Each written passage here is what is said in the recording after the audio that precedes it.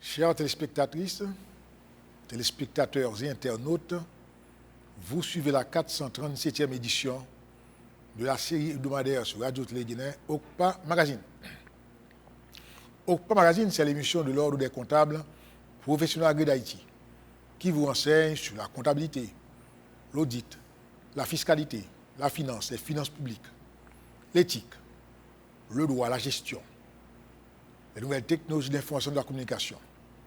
L'émission qui passe chaque mardi à 10h PM sur Télé Guinée, reprise mercredi à 10h AM. Et pour les internautes, ils peuvent naviguer sur le www.rtghaiti.com. À cette 437e édition, nous avons retenu pour thème reconstruction de la gourde, le grand défi.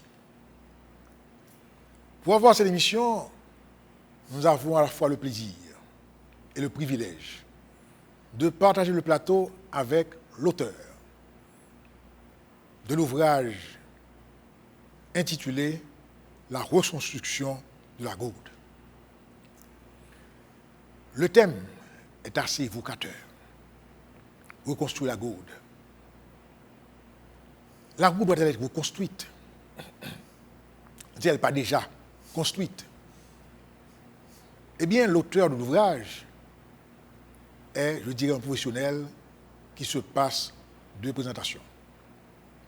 Il fait partie, je dirais, du corps des consultants nationaux bénévoles, c'est-à-dire des hommes et des femmes qui, dans le domaine de leurs compétences, interviennent publiquement pour apporter la lumière au grand public sur les domaines de leurs compétences. Économiste de profession, professeur, chercheur, eh bien, c'est celui avec qui je partage le plateau d'aujourd'hui. Je veux citer le professeur Frédéric Gérald Chéry. Professeur Chéry, bienvenue à cette 430e édition d'OCPA Magazine. Merci, M. Payan, de ce que vous invitez aujourd'hui là pour partager l'émission avec vous. Je profite pour me dire, pour remercier l'équipe Radio-Télé Guinéen pour ce que vous avez une bonne opportunité de travailler avec vous. Ensuite, je profite tout pour me dire, internautes, et téléspectateurs, auditeurs, Radio-Télé Guinée, bonjour, bonsoir. Et je suis content, je vous dis, de venir devant vous, de parler avec vous. Très bien. Un grand merci aussi pour votre disponibilité. Ainsi, on prend une pause, on vous revient.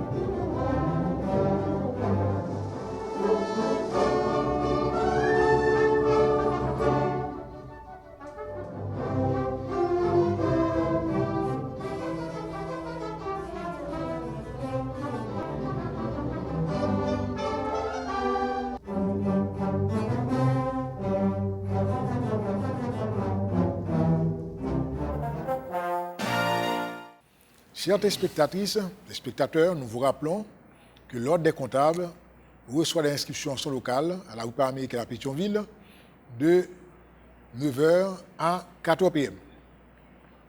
L'Ordre organise aussi un événement mensuel sous le label Jeudi l'expert comptable et qui est l'occasion pour des membres de la corporation, dans le cadre de la formation continue, le grand public, les chercheurs, les étudiants, de prendre part à ces assises où des thèmes d'intérêt sont développés.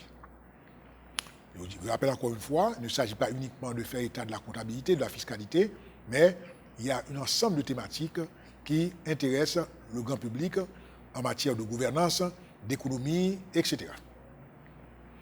Nous invitons également les membres de l'ordre à passer au secrétariat de la corporation pour se mettre en règle avec l'économat, la trésorerie, pour l'exercice en cours. À chaque émission, nous vous apportons aussi quelques conseils. Eh bien, nous rappelons encore une fois que nous sommes au cours du mois de mars, 1er mars, début de mars. Eh bien, les entreprises doivent s'arranger pour déposer leurs états financiers dans le délai imparti à la Direction générale des impôts. Eh bien, lorsque la période s'étend d'octobre à septembre, on a 3 mois et on peut avoir un mois additionnel d'extension. Et passé ce mois, on a affaire à l'amende de retard. Cependant, ces entreprises, en fonction de leur chiffre d'affaires ou le niveau de l'actif total, eh bien, dès que ce montant est égal ou est supérieur à 40 millions de goudes, eh bien, on a 4 mois pour soumettre cet état financier après la fin de l'exercice. Et on peut avoir un mois additionnel dans la mesure où on est dans l'impossibilité d'accomplir cette formalité à la DGI. Passer ce délai de 5 mois pour les entreprises qui sont sujettes à l'audit, eh bien, automatiquement, l'amende commence à courir. Et nous rappelons encore une fois, l'amende est de 25 000 goudes par mois jusqu'à 300 000 goudes. Et pour les entreprises qui sont bénéficiaires des avantages du code d'investissement, l'amende mensuelle est de 50 000 goudes jusqu'à 600 000 goudes, le montant maximum. L'émission du jour a comme titre la reconstruction de la gourde, le grand défi. Et il s'agit là d'un ouvrage, nous allons commenter avec vous. L'auteur est présent et la première question que nous allons nous demander, c'est savoir qu'il fasse, je dirais, une présentation sommaire de sa personne en tant que chercheur, en tant que professeur, en tant que professionnel. Bon, M. Frédéric Gérald Chéry, nous sommes économistes et formation de base en économie, la thèse faite sous monnaie. Je dis à l'âme j'ai l'occasion d'écrire un livre sous monnaie. Mais ce n'est pas seulement un livre ça m'écrit, mais écrit plusieurs ouvrages déjà. Au moins, moi dit deux ouvrages écrits sous monnaie dans l'ouvrage que m'écrit.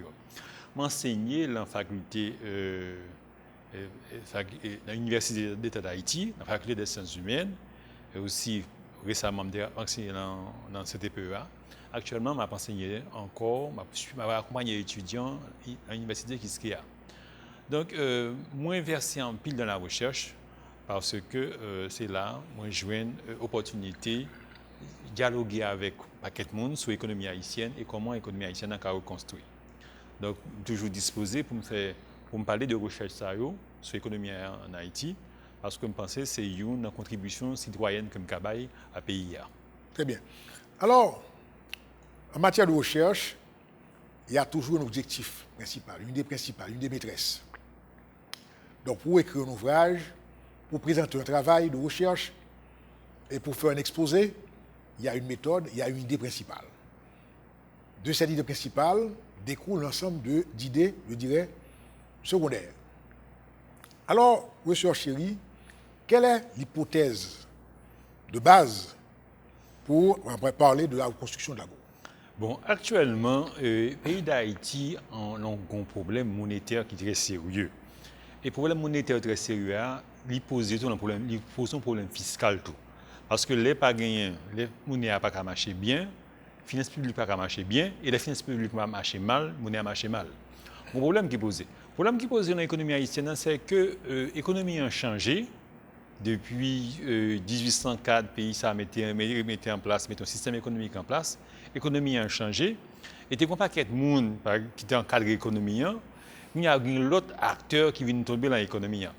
Tu conseilles de besoins que tu as gagnés, les pays ça fait fait, tu conseilles de besoins nouveaux qui paraissent qu'on y a là. Or, qu'on y a là, les besoins nouveaux ça apparaît, c'est comme si on a dit acteurs économiques ont changé, c'est comme si on a dit base de production a changé tout. Or, les bases de production ont changé, monnaie à lui-même subit une série de conséquences. Donc, pour monnaie à lui-même qui a retenu en place, il faut qu'on qui l'économie a changé, il faut qu'on comment on va réadapter l'économie, il faut qu'on comment on va faire tout acteur économique qui connecté l'un avec l'autre pour capable faire l'économie en marché. Or, actuellement, on a un problème économique qui pose en Haïti. Quel problème économique qui pose en Haïti? Nous avons une économie qui est fondée sur le café depuis 1804. L'économie fondée sur le café depuis 1804 là, année 1980, bon, autour de l'année ça, l'économie ça a effondré. Mais depuis 1980 jusqu'à ce jour, ça fait plus de 40 ans, nous racontons qui ça pour nous faire pour nous capables de changer l'économie ça. Or, moi-même, livre ça, lui-même, il pose des questions ça. Comment on est capable de passer d'une économie qui est fondée sur le café, où la majorité de gens vivent en province, pour avoir l'autre économie qui est fondée sur le savoir, sur la production, avec une économie urbaine, où les majoritairement jeunes à l'école, ils ont un diplôme, et comment on peut faire pour connecter l'économie ça. Comment on peut faire sortir dans le café, quand il n'y a pas d'infrastructure de production, c'est quand on est pied bois planté, on va créer une autre économie.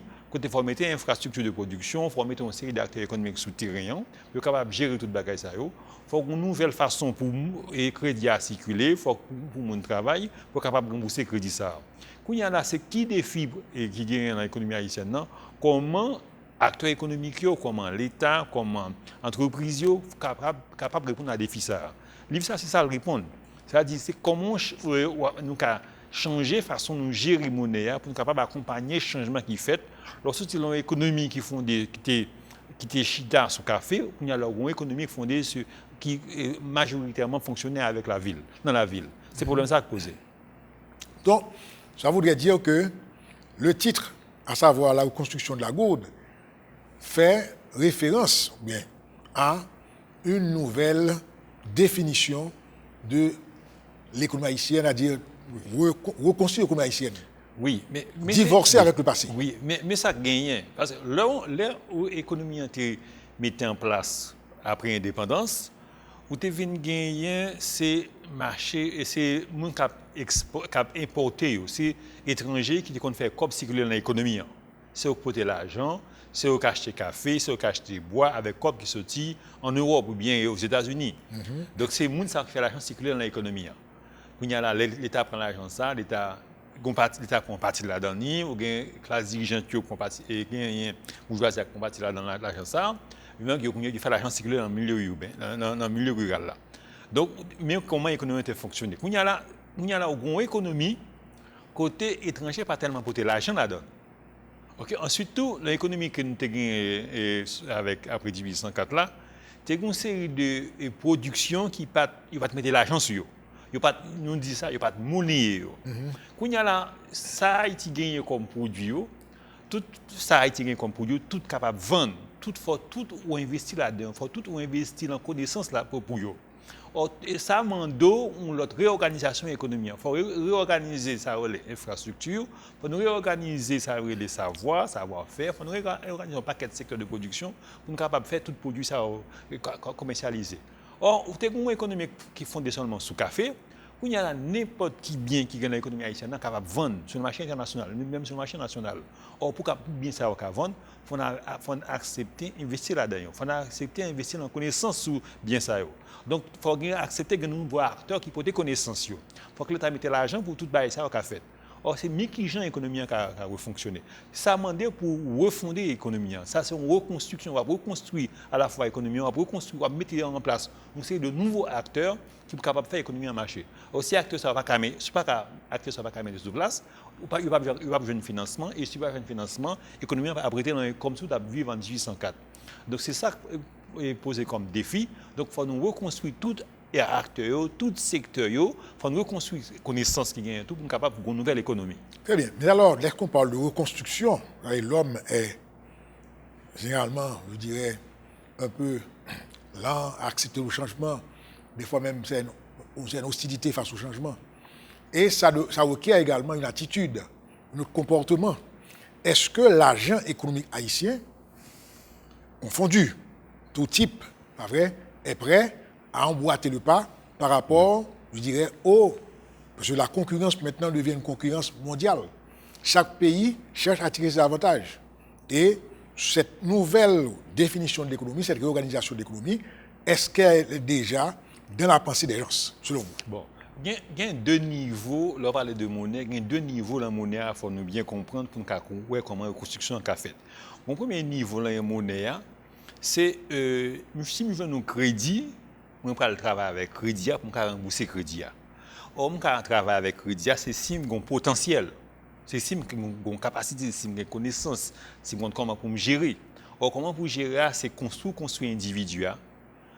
C'est construire individuel. Là, ça a dans l'école, dans l'investissement dans l'école, dans l'investissement dans la connaissance, dans l'investissement dans le savoir-faire. Partie ça, c'est le budget qui prend en charge. C'est parce que le budget, mettez comme pour qu'il y ait une connaissance qui circule, qu'il y ait une connaissance qui produit, qu'il y ait une connaissance qui formation qui a faite, pour nous avoir une connaissance. Les gens ont une connaissance qu'on a gérer l'entreprise, on a là le monde ça devant la banque pour demander encore prêter. Donc il y a deux parties de l'économie. Il y a une partie budget, c'est le budget qui montre comment on construit une société, comment on met l'infrastructure sur place. C'est son premier aspect. Une partie monnaie, crédit, c'est si on a gagné infrastructure, si on a une connaissance, on a le parlement des banques là prêter le corps. Il y a deux parties ça. C'est partie ça pour nous garder. Or qui ça l'État va le faire au niveau budget pour permettre qu'il y ait une connaissance qui produit, connaissance circulée dans la société, pour que nous soyons capables, suffisamment compétents pour être capables de produire, dans le pays étranger. À son premier niveau. Si nous avons une connaissance, ça va devant la banque là. Il y a deux niveaux. Donc, ces deux niveaux ça pour agir. Là, la construction, il y a là gagné un niveau, c'est qui intervention l'État va le faire à travers le budget et aussi au niveau à travers la fiscalité pour capable que nous puissions construire tête. Ensuite, deuxième niveau, c'est qui gère banque là lui-même par l'accompagner moun sa yo dans financer l'infrastructure, dans prêter crédit pour l'économie à reconstruire. Donc l'économie reconstruire à dire son bagage qui matériel qui visible pour regarder qui côté qui moun, qui connaissance, qui côté infrastructure va le faire, qui côté abri opportunité, c'est ça qui vient nous poser. Reconstruction c'est un bagage qui nous sommes capables de mesurer, qui nous capable de dire mais qui côté nous mettre comme, mais qui côté si vous mettez comme là à apporter, mais qui côté moun ka former, si moun former moun ka gagner entreprise. Très bien. Là, vous allez en train de faire état d'une nouvelle approche de l'économie.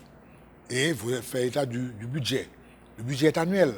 Donc, il faudrait aller encore plus loin, avoir, je veux dire, un plan de développement sur 25 ans, sur 30 ans, sur 50 ans, de manière à ce que les budgets annuels soient inscrits dans le cadre des priorités d'un plan de développement.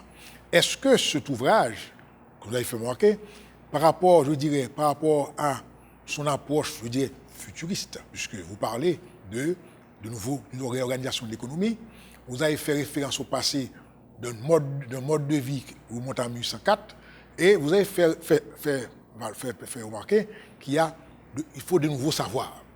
Ce nouveau savoir ne peut venir que de l'éducation, de la formation, de l'enseignement. Donc, est-ce que, encore une fois, professeur Girafri Alchéri, est-ce que nous avons, pas vrai, effectivement, une nouvelle approche, d'abord en tant que personne, en tant qu'agent économique, est-ce que nous sommes déjà prêts à emboîter le pas par rapport, je dirais, au défi de la concurrence, je dirais, mondiale? Bon, et concurrence mondiale, là, c'est vrai, son bail qui est effectif, qui est réel, on ne peut pas retirer, on ne peut pas faire comme ça, on va la concurrence mondiale. Une concurrence mondiale. Mais pas oublier que même sans une concurrence mondiale, le pays a lui-même une série d'avantages qu'il gagne déjà. Tel que? Bon, avantage que nous gagnons déjà, moi, l'aime fait livre ça, je fais un voyage en pays étranger. Je regarde que toute production qui a été gagnée actuellement, qui a vendu sur le marché, a toute vente dans le pays étranger. Toute vente dans le pays étranger. Et ensuite, ça a son premier niveau. À dire comme ça, mais ça gagne en Haïti, nous pas gagné en Haïti suffisamment d'infrastructures et des connaissances tout, parce que connaissances est côté en pile actuellement dans cette productivité pour nous capables, comme si vendre produit ça. Mais nous avons produit déjà. Ensuite, produit ça déjà, Haïtiens consommer déjà.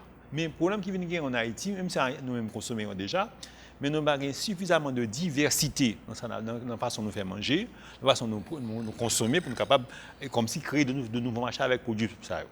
Ensuite, ça vient encore, et c'est que longtemps nous avons compté sur le café pour nous capables de vendre, pour nous capables dans le pays étranger.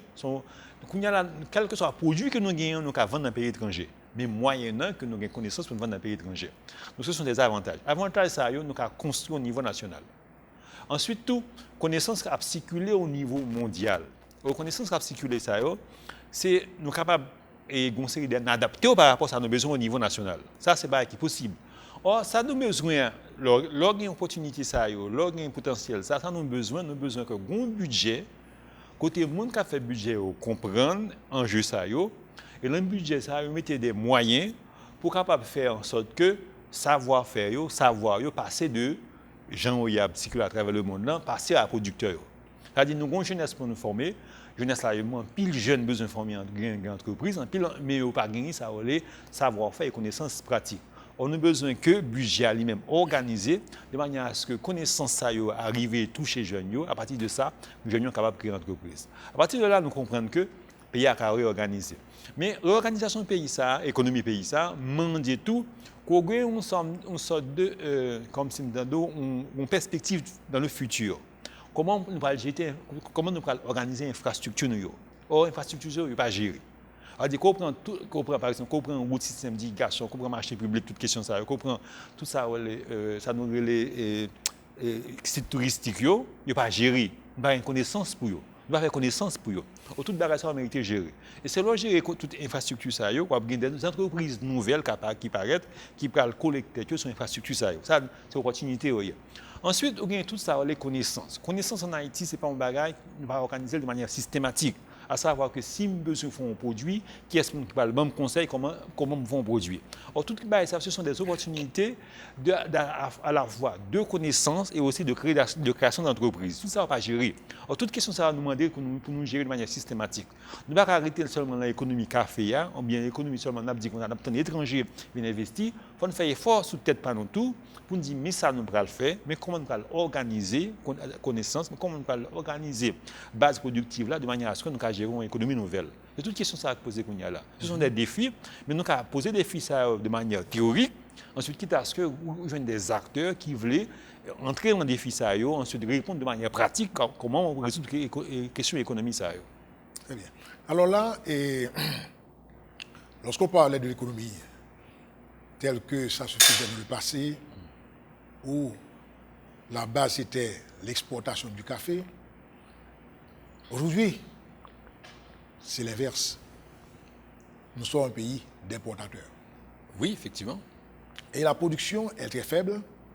Elle n'arrive même pas à satisfaire la demande locale. Que dire maintenant passer à l'exportation? Donc ce savoir-faire que vous avez mentionné là, est-ce que vous avez envisagé un canal de transmission entre, je dirais, ce savoir-faire tel qui devrait être défini aujourd'hui par rapport à, je dirais, ce savoir aujourd'hui qui est dépassé? Donc, cette mise à jour, cette transition-là, comment peut-on envisager? Bon, premièrement, il est vrai que Sordia a toute importance. Nous avons un retard dans ça, l'université en Haïti, par rapport à qui enjeu pays ça gagne. Il y a un retard, par exemple, pas un retard pour comprendre l'enjeu ça. Ensuite, il y a un retard tout au niveau de l'enseignement des sciences, par exemple, c'est de la nature, c'est-à-dire comme ça, tout ça, l'agronomie, tout ça, la médecine, toute science qui est physique. Donc, on retard dans la science pour adapter par rapport au marché mondial. Mais le retard, lorsqu'on a conscience qu'on retard, lorsqu'on a conscience que faut avancer sur le retard, on est capable rapidement reprendre le retard, ensuite tout connecter à travers le marché mondial. Ensuite, c'est que connaissance qu'on y a là, pas tellement difficile pour circuler, mais il faut que les acteurs eux-mêmes comprennent l'enjeu connaissance. Il faut réceptif. Il faut réceptif, il faut comprendre l'enjeu ça. Ensuite, il faut mettre des dispositifs sous pied tout pour être capable, comme si nous avons adapté, acclimaté dans la société haïtienne. Ce sont des efforts qu'il faut faire.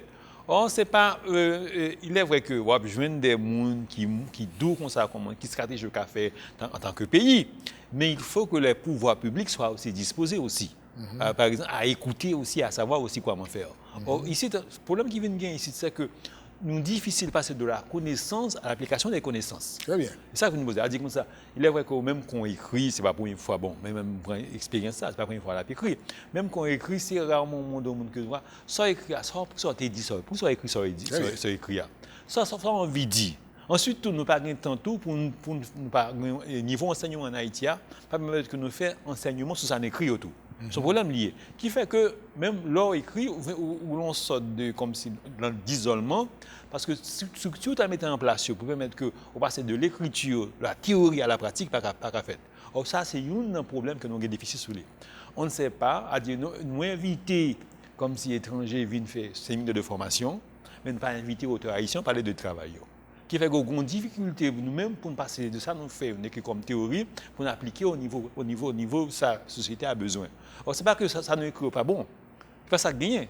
C'est un refus même systématique de dirigeants ou bien de sociétés à même accompagner ça nous écrit nous-mêmes. Autrement dit, il n'y a pas d'appropriation du savoir, de la connaissance, même lorsqu'il est diffusé. Il y a un refus même. Refus. Il y a un refus même de la connaissance. Par exemple, parce que pour en pile, c'est pas un refus, c'est pas je dis un refus à fait. C'est pas ma parole de Frédéric Gérald Chéry, c'est pas ça.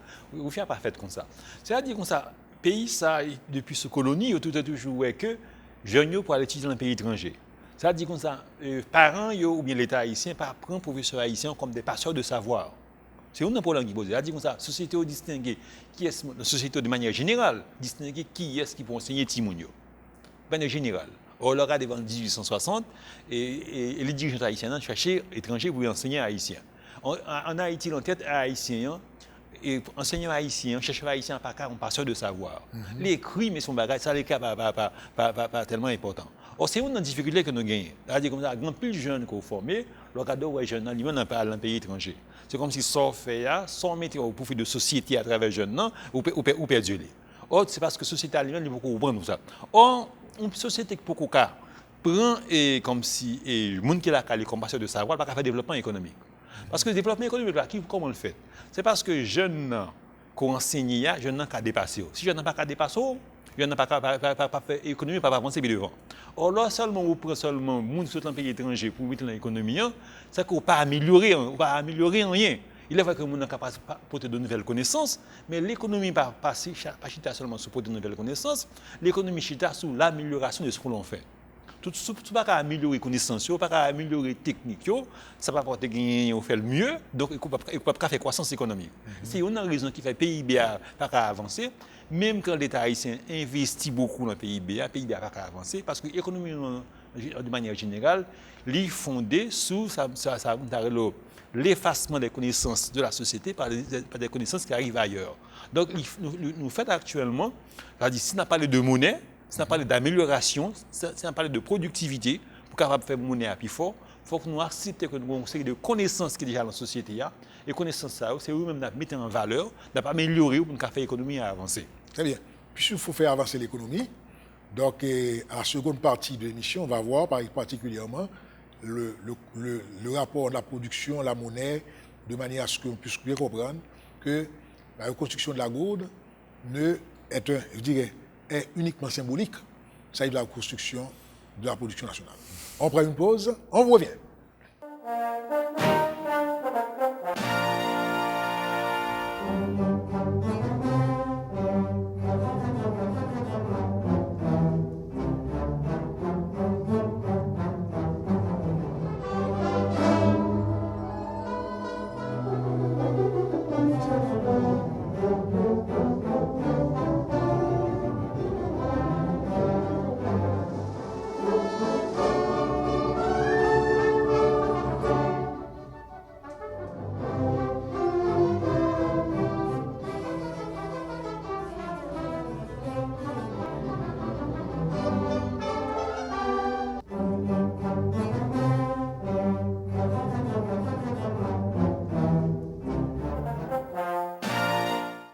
Chers téléspectatrices, téléspectateurs et internautes, vous suivez la 436e édition de la série Hope Magazine, série qui a pour thème, qui a pour titre, la reconstruction de la gourde, le grand défi.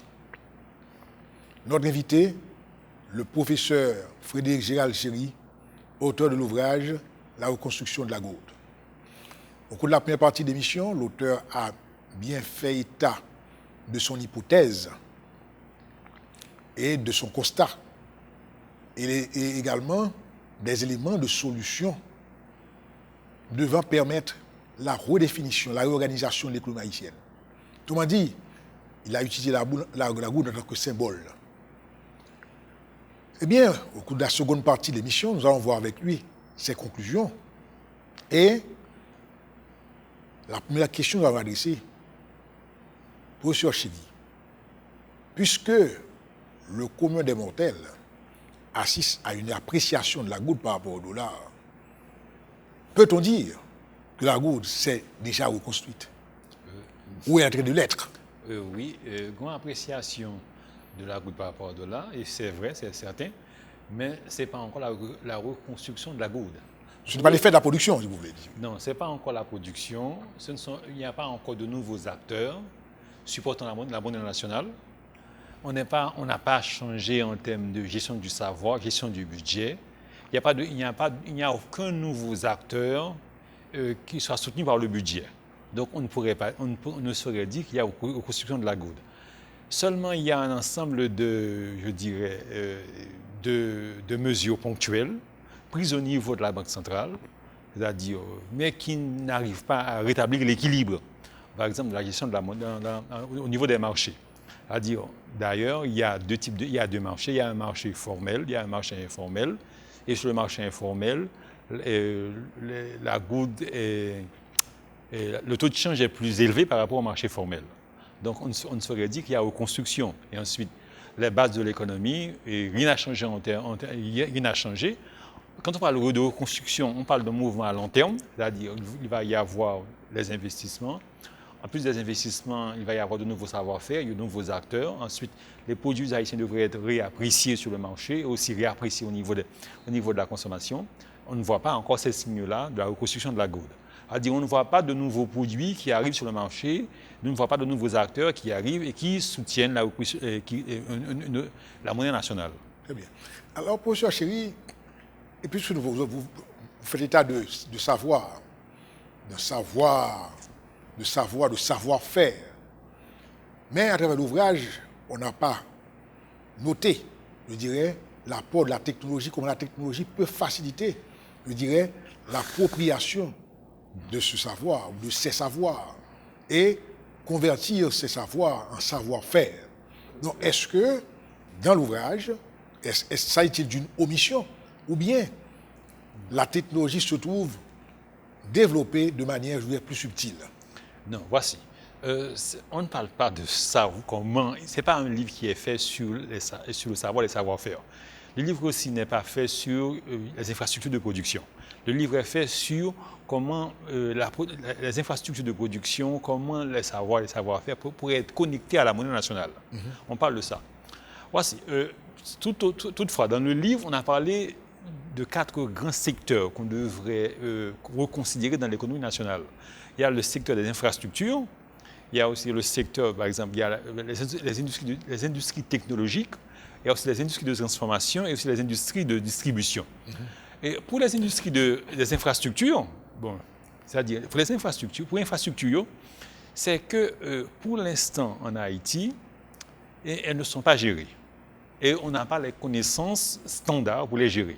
Par exemple, que l'on prenne les routes, que l'on prenne les systèmes d'irrigation, que l'on prenne les marchés publics, que l'on prenne, par exemple, la gestion de la voirie, on n'a pas de savoir standard pour les gérer. Donc, il faut créer des savoirs standards. Pour avoir des savoirs standards, il faut investir à l'université de manière à pouvoir pour constituer des savoirs théoriques. Et à partir des savoirs théoriques, sont construits des savoirs standards. C'est-à-dire les savoirs standards, par exemple, quand un jeune haïtien laisse l'université, que ce soit au niveau de la comptabilité, au niveau de la gestion, au niveau de l'économie, ils ne savent pas comment gérer. Ils ont des connaissances de manière générale, mais des connaissances pratiques disant voici comment faire pour gérer une infrastructure, on ne l'a pas. Donc ici, le budget ne sert pas à constituer ces savoir-faire. Donc là, il faut aussi investir au niveau de l'université pour constituer les savoirs et ensuite convertir les savoirs en savoir-faire. Dans le livre, j'ai fait introduire un nouveau concept qui sont les entreprises technologiques qu'on n'a pas en Haïti. C'est quoi les entreprises technologiques? Donc ici, il y a la NTIC, c'est-à-dire l'informatique, tout ça, l'informatique, l'Internet, il y a tout ça. Il y a tout l'ensemble des connaissances que la nouvelle technologie apporte actuellement. Mais au-delà des nouvelles technologies, il y a aussi d'autres technologies qui nous manquent. Par exemple, je parlais tout à l'heure des savoir-faire pour savoir comment gérer les infrastructures, on ne les a pas. Or, l'ensemble des NTIC, des technologies servant, par exemple, de communication, de nouvelles technologies, je les mets dans un seul groupe, les entreprises technologiques. Les entreprises technologiques, ce sont des entreprises qui sont constituées de manière à pouvoir aider les autres entreprises à pouvoir mieux se gérer, mieux gérer leurs produits. C'est transversal. C'est-à-dire de manière aussi à aider les autres entreprises à pouvoir se constituer, être créées. Les entreprises technologiques. Parce que maintenant, si en Haïti, on veut construire, je dirais, une entreprise de production de poulet, mais on ne sait pas quoi faire. On ne sait pas à quelle entreprise on va s'adresser, on ne connaît pas les connaissances standards pour mettre en place son entreprise de production de poulet. Si on dit on va avoir une entreprise de production de jus, donc il n'y a pas en Haïti une entreprise qui vont dire voici les connaissances nécessaires, voici ce qu'il faut faire pour conserver, pour, je dirais, traiter les produits. Ces connaissances-là n'existent pas. Donc il est possible d'avoir ces groupes d'entreprises technologiques qui sont constitués et qui aussi possèdent des savoir-faire, qui peuvent mettre ces savoir-faire à la disposition des entreprises qui veulent investir. Voici, il faut ce secteur-là. Il y a le secteur des infrastructures qu'il faut constituer, il y a les entreprises technologiques qu'il faut aussi constituer, et les entreprises de transformation qu'il faut constituer, et aussi les entreprises de distribution. Or, ces secteurs-là méritent qu'on les traite de manière particulière, qu'il y ait des crédits spécifiques qui vont à ces entreprises, qu'il y ait aussi des soutiens spécifiques du budget à ces entreprises-là, de manière à ce qu'elles soient constituées. Parce que pour avoir ces entreprises-là, pour les distinguer aussi, pour pouvoir les constituer, donc il faut qu'il y ait des aides spécifiques à ces entreprises-là. Et ça le livre l'a dit. Or, ici, là, par exemple, leur parler de questions sérieuses, ils montrent que pour Goudla lui-même reconstruit, donc il est nécessaire pour nous faire l'autre type de gestion économique réelle. C'est partie de gestion économique réelle là qui fait que lors de tout type d'entreprise, on a des producteurs qui sont capables de prêter l'argent, on a des producteurs qui sont capables d'investir, on a des corps qui sont capables d'investir dans l'entreprise, c'est ça qu'on a l'argent, on a un goutte qui collait avec l'argent, un goutte qui collait avec la production. Or, aujourd'hui, ça nous gagne, nous avons un goutte qui est détaché par rapport à la production. C'est-à-dire en Haïti, on a un paquet d'épargne, ça a les surliquidités au niveau du système bancaire. Ensuite, on a un paquet de zones, un paquet d'acteurs, un paquet d'entreprises qui ont des épargnes qui ne sont pas investies, ou bien épargne mal investie. Toute question, ça en fait pour reconsidérer de manière à ce que l'argent lui-même il est connecté à la production. Très bien. Alors, vous parlez de le fait de relier la production à la monnaie nationale, mais il y a deux monnaies en circulation. Est-ce que ceci n'est pas une préoccupation aussi pour vous en tant que chercheur? Normalement, les États ont une façon de gérer leur monnaie. C'est rarement qu'on trouve un pays où il y a deux monnaies qui circulent. C'est très rare. Et c'est dans le cadre c'est de manière politique que le dollar s'est imposé pendant les années 1920, pendant les années 1920 par là. En 1920, parce que le pouvoir politique ne voulait pas avoir de contrôle, par exemple, du secteur réel, venant de l'économie, que le pouvoir politique avait installé le dollar comme monnaie de circulation. Donc c'est rare qu'on trouve ça. Mais ce n'est pas un problème actuellement. Parce que le problème, ce qu'on a comme difficulté au niveau de la goutte, étant donné que l'épargne en goutte n'est pas réinvestie, et que l'épargne en goutte, puisque l'épargne n'est pas réinvestie, l'argent tend à perdre de sa valeur, les acteurs tendent à épargner en dollars. Mais une fois que l'économie se sera reconstituée et qu'il est possible d'investir massivement avec la goutte dans les infrastructures de production, et aussi automatiquement la goutte va prendre de la valeur. Et il est possible que progressivement, on verra le dollar diminuer en termes d'importance dans l'économie haïtienne. Cela dépend des choix économiques, des choix politiques, en termes de production, en termes de renforcement de la production. Donc pour nous, ce n'est pas un problème qu'on ait le dollar ici. Mais à dire, il y a des choix à faire au niveau de l'épargne, au niveau de l'investissement, au niveau des choix économiques qui vont conduire au fait que les entreprises seront très fortes et la productivité pourra augmenter. La compétitivité des entreprises par rapport à l'extérieur se sera améliorée. À partir de là, on aura une goutte plus forte et ensuite une goutte qui chasse le dollar. Ce n'est pas un problème pour nous. Parce qu'on sait qu'à partir d'un processus économique, il est possible de donner plus d'importance à la goutte par rapport au dollar. Très bien. Mais alors, professeur Chéri, puisque nous parlons de double circulation de monnaie, et il y a un élément quel serait alors, vous avez parlé d'une transition aussi, cette transition-là. Et quel est l'aspect institutionnel de cette réorganisation de l'économie? Pour comprendre le problème actuel, il faut mettre en perspective le fait que l'économie haïtienne est basée sur le savoir-faire du paysan. C'est le paysan qui produit le café, qui produit dans des conditions actuelles. Et maintenant, là, même quand il y a de nouveaux savoir-faire qui arrivent, mais c'est marginal par rapport à ce qui existe. Donc, il faut changer les savoir-faire. On avait le savoir-faire du paysan, il faut réaméliorer les savoir-faire et tout ça. Donc, améliorer les savoir-faire. Pour parler de transition, de l'aspect institutionnel de cette l'aspect institutionnel de l'institution, parce que ici, là, premièrement, pour avoir de nouveaux savoir-faire, il faut que l'université puisse s'intéresser au savoir et aussi au savoir-faire. Ce qu'on n'a pas à la recherche. Il faut que la recherche soit encouragée au sein de l'université. Ce qu'on n'a pas encore. Si la recherche est encouragée au sein de l'université, on aura des générations de jeunes mieux formés. À partir de ces jeunes mieux formés, il est possible de travailler mieux en Haïti et d'attirer des investissements étrangers. Ça, c'est un premier aspect. Un second aspect, c'est-à-dire qu'on n'a pas encore les infrastructures de production. C'est-à-dire les infrastructures sont mal gérées. Ça signifie quoi? C'est-à-dire qu'on ne sait pas comment gérer une route, même quand les routes sont construites, mais pour des raisons, qu'on ne pourra pas expliquer ici, on ne sait pas comment gérer une route, on ne sait pas comment gérer les infrastructures, on ne sait pas comment gérer l'énergie électrique. Tout ceci bloque la production. C'est-à-dire, si les savoir-faire sont constitués à ce niveau-là pour savoir comment gérer les infrastructures, automatiquement, qu'on aura les infrastructures et qu'on aura les savoir-faire, normalement, on aura la production. Ici, là, premièrement, l'université doit jouer son rôle. Et ensuite, il y a le fait aussi que le budget aussi doit jouer son rôle à travers le ministère de l'économie et des finances. Le budget doit jouer son rôle dans le fait qu'au niveau du budget, des ressources seront mises de manière à financer la recherche et aussi à faire en sorte que la recherche soit convertie en savoir-faire.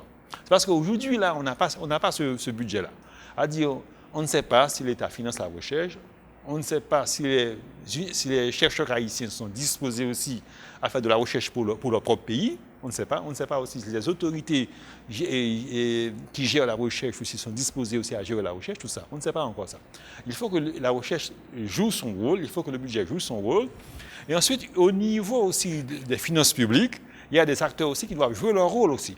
Parce que ce qu'on a actuellement en Haïti, c'est qu'on a, depuis François Duvalier, on a une épargne qui n'est pas réinvestie. Et si l'épargne est réinvestie, la forme que l'investissement prend, ou bien l'orientation de l'investissement, laisse à désirer en termes d'apport à l'économie. C'est-à-dire, on a une épargne, l'épargne retraite en Haïti, c'est l'épargne à long terme. On a une épargne à long terme qui est utilisée pour le moyen terme ou le court terme. Or, quand on a ce genre de gestion de l'épargne, c'est normal qu'on n'arrive pas à avoir les infrastructures de production. C'est normal qu'on n'arrive pas à avoir de la croissance. Parce qu'on devrait avoir une épargne à long terme qui soit investie dans les infrastructures de production, mais l'épargne à long terme en Haïti est investie soit au niveau du logement et des ménages, ou bien prêtée, par exemple, au niveau du commerce. Or, ça, si on fait ça dans une économie, on n'aura pas la croissance. L'économie sera décapitalisée, on ne pourra pas créer de la croissance. Or, il faudra, au niveau du ministère des Finances, qu'il y ait une entité qui puisse savoir gérer l'épargne. Ensuite, qui puisse aussi appeler ce que je pourrais dire, de nouveaux acteurs économiques à cotiser pour augmenter le volume de l'épargne. Oui. Tout ça. Ensuite, au niveau, quand on aura ces institutions-là, soit quand on aura la gestion du savoir et la gestion des connaissances, quand on aura le budget qui finance la recherche, et qu'on aura aussi, je dirais, une entité de l'État qui facilite le financement de l'investissement à long terme, à ce moment-là, on pourra avoir la Banque centrale qui arrive et qui détermine les conditions d'accès au crédit et qui oriente les banques commerciales sur la manière de faire le crédit. Ça, à partir de là, on pourra reconstituer le système, reconstituer l'économie et reconnecter l'économie avec reconnecter le secteur réel avec le secteur monétaire. Très bien. Maintenant, cette reconnexion-là, indispensable à la réorganisation de l'économie, elle prend combien de temps? Ça ne va pas prendre beaucoup. Non, il y a deux choses en économie. Il y a aussi les choix. Quand on fait les choix, c'est-à-dire tout le monde se ressaisit, c'est-à-dire les gens se ressaisissent. Ensuite, ils disent il y a d'autres façons de faire. Ça, en économie. Ça, une fois que, par exemple, les gens pensent qu'il y a une autre façon de faire, automatiquement, ils vont, par exemple, ils vont repenser leurs choix, ils vont agir de manière différente. Ça c'est 2 ans. 2 années pour porter les Haïtiens à repenser l'économie haïtienne. 2 années, c'est suffisant pour donner une autre manière de voir, une autre perspective, une autre vision de l'économie de la société. 2 ans pour les recherches, 2 ans pour la définition, 2 ans pour se mettre d'accord. 2 ans pour se mettre d'accord. Pour se mettre d'accord sur comment faire. Une fois qu'on arrive à se mettre d'accord pour savoir comment faire, un premier niveau, maintenant là, il y a aussi des productions d'attente. Parce que maintenant là, ce qu'on croit, on a peur que si on réoriente l'économie, ça va créer beaucoup de misère au départ. Mais il n'y aura pas de misère. Parce qu'on sait quoi faire. Parce que l'économie haïtienne possède des réserves de produits qui sont sous-exploités ou bien inexploités. C'est-à-dire, il y a beaucoup de produits dans l'économie haïtienne qui sont sous-exploités. Ces produits sous-exploités pourraient être exploités rapidement, de manière à ce que la population ne soit pas, plus dépourvue par rapport à aujourd'hui. Par exemple, il y a beaucoup de produits qu'on peut exploiter. Donc les agronomes disposent des savoir-faire, mais ils n'ont pas certaines infrastructures, ils n'ont pas l'organisation, par exemple, de savoir-faire pour pouvoir mieux faire. Mais on sait quoi, il y a ce qu'on appelle comment on peut attendre. Ça, on peut gérer l'attente. Maintenant, là, il faut mettre 5-6 ans comme ça pour commencer à avoir une croissance réelle. Ce sont des réformes qu'on peut faire en Haïti. Donc, passer le compromis, ensuite la période d'attente. Le temps d'appropriation. Oui. Ensuite, passer à des taux de croissance très élevés. Ce sont des choses possibles. Vous chéri, le grand ennemi, l'explosion démographique. C'est pas un problème. Non, c'est pas. Non. Il est vrai que non. Il y a un problème démographique certain, mais qu'on peut résoudre à plusieurs niveaux. Parce que une fois que l'on va, je dirais, convertir les savoirs en savoir-faire, c'est-à-dire vouloir, je dirais, que tous les jeunes possèdent un métier et que le métier soit, je dirais, orienté vers la production, à ce moment-là, les jeunes vont commencer par planifier. Parce que l'un des problèmes posés au niveau de la démographie, c'est que, étant donné que je ne vois pas d'avenir, bon, je vais avoir un enfant. C'est l'enfant qui est mon avenir. Mais si par exemple un jeune qui a 20 ans dit je vais passer 2 ans, 3 ans à me former, après 2 ans, 3 ans après ma formation, j'aurai un emploi. Après mon emploi, voici combien d'argent, voici combien de temps je vais mettre pour accéder à ma maison, aussi pour avoir un enfant. À ce moment-là, on résout le problème démographique. Le problème démographique, c'est-à-dire qu'il y a une appropriation de la société à faire. C'est-à-dire comment gérer la société, comment avancer, comment construire le futur. Il y a tout ça à faire pour pouvoir gérer le problème démographique. Moi, je ne suis pas un économiste qui dira qu'il faut agir de manière brutale pour changer la démographie. Je sais que la démographie se gère au niveau de la mentalité. Ça se gère au niveau, par exemple, de sa vision du futur. Je pense qu'en changeant la vision du futur de l'ensemble de la société, on aura une autre démographie en Haïti. Oui, mais alors là, il faut remarquer, quand nous parlons là, c'est que nous atteignons les 12,5 millions et même plus. Donc, non, et oui. la tendance est à la hausse. Non, oui, attendez ça. Et parallèlement, Non, on n'a pas d'élargissement non, de non. la capacité de Non. production. Actuellement, on est dans un scénario où les jeunes, n'ont pas accès aux connaissances et au savoir-faire. Parce que quand les jeunes laissent le milieu rural pour aller en ville, ils délaissent le savoir-faire des parents. C'est-à-dire les jeunes qui sont en ville, sont des jeunes sans savoir-faire. C'est-à-dire on trouve des enfants des filles qui enfantent à 17 ans, 15 ans, 16 ans, 17 ans. Ensuite, des filles, des mères qui seront grand-mères peut-être avant 40 ans. On trouve ça en Haïti. Tout ça en Haïti. Ce sont des choses à corriger. Mais nous savons bien qu'une fois que les perspectives sont ouvertes et que l'on souhaite qu'on reconstruise l'économie haïtienne et aussi former les jeunes pour pouvoir prendre en charge l'économie, automatiquement, les jeunes vont changer de comportement démographique, de comportement au niveau sexuel, au niveau démographique, tout ça, au niveau de la procréation. Ça, les problèmes ne sont pas posés. C'est pourquoi il y a ce problème démographique. Mais si les problèmes sont posés, on verra comment aborder ce problème démographique. Donc, puisque vous êtes porteur d'une pensée, après, quels seraient, je dirais, 1, 2, 3, 4, les éléments essentiels pour que les acteurs économiques adoptent, réorientent effectivement, s'engagent à réorienter la production? Bon, selon vous? Non, il y a en conclusion? Non, c'est pas. Et sommairement? Il y a un facteur que l'on oublie très souvent. Et je ne peux pas parler directement à un dirigeant. Non. C'est pas ça. C'est pas ça. C'est-à-dire, les idées doivent être débattues. Quand les idées sont débattues,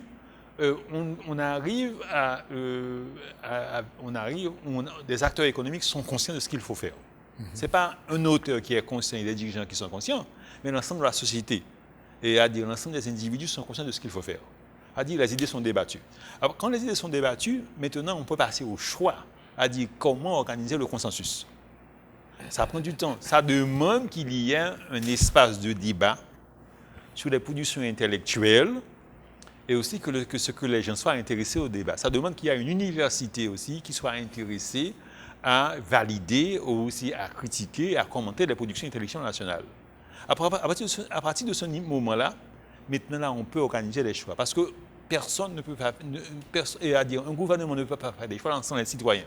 Il faut que les citoyens soient conscients pour que le gouvernement puisse faire des choix. Donc ici, là,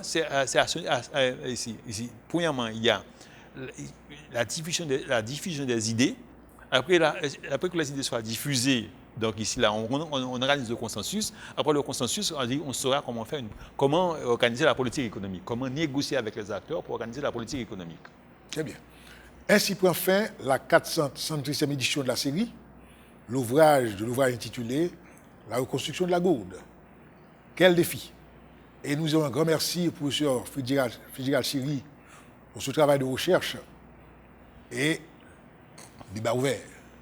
Donc, l'émission prend fin, mais le débat reste ouvert. Donc, ça veut dire que l'auteur est disponible et en achetant ce procurant d'ouvrage, eh bien, on va se rendre compte de mécanismes, je dirais, de construction de cette pensée consistant à réorganiser l'économie haïtienne et par ricochet, reconstruire la gourde haïtienne. Donc, encore une fois, c'est un ouvrage à encourager et, je vous reprends encore une fois, il n'y a pas de société sans la recherche. Disons, nos félicitations, professeur Siri, et à vous qui regardez l'émission, nous encourageons à vous procurer cette nouvelle parution du professeur Fitzgerald Siri. Donc, nous disons encore une fois, merci pour votre disponibilité, et à vous, nous disons alors à bientôt.